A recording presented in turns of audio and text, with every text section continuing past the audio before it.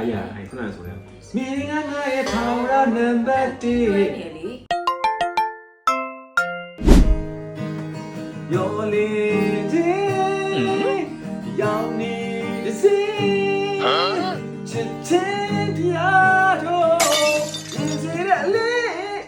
အတင်းမြင်စေ တလေးတင်တော့ဘာလို့ဆိုနေရလဲ ဩအဲ့မှာဆိုကျင်နေရလေတော့ချင်းမဲဆိုတော့မလို့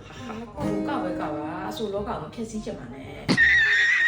ယူရလေအခုမှပဲစပြီးကျင်နေဟာအရင်အားပေးရပဲနဲ့ဘာဖေးမှမရှိဘူး ဒီတကယ်ဆိုကျွန်တော်လား ဆိုချင်တာပေါ့ အဲ့တင်မိမလား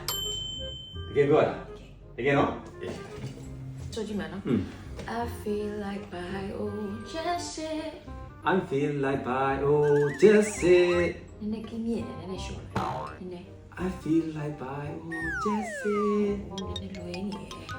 I feel like by oh just အားကြောင့် it စာဖတ်တာလည်းဖြစ်ပါဘူးဒီနောက်ဆောင်တယ်မင်းကရဲ့ထောင်ရနံပါတ်1အဲ့ဒါရအဲ့ခုနကဆိုလဲမင်းငါငါရဲ့ထောင်ရနံပါတ်1 လွဲနေလေဒီနေ့တီးကြည့်ဦးမင်းကရဲ့ထောင်ရနံပါတ်1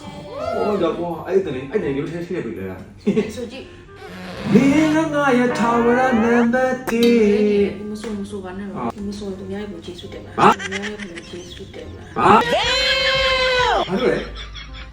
မပြီးခင်ဗမာမြင်စင်းဆိုစကားရမှန်တာပဲအစိုးပညာရှင်တွေစီတွားတင်ကြငါအစိုးလောကကြီးကင်တော့ရအောင်မယ်ကြည့်လား ကဲပါယူမဆိုတတ်ပဲမယူဂီတာတီးတတ်တာပဲအဲ့ချင်းဆိုကြည့်ပါလေဂီတာတီးပေးပါလားနော်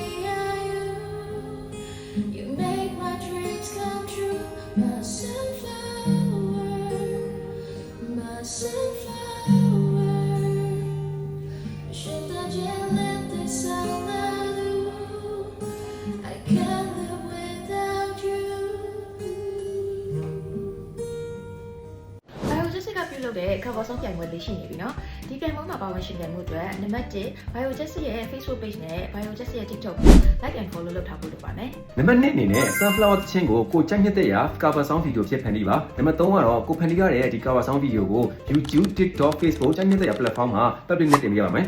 post တင်တဲ့အခါမှာ #BioJessic cover song contest #sunflower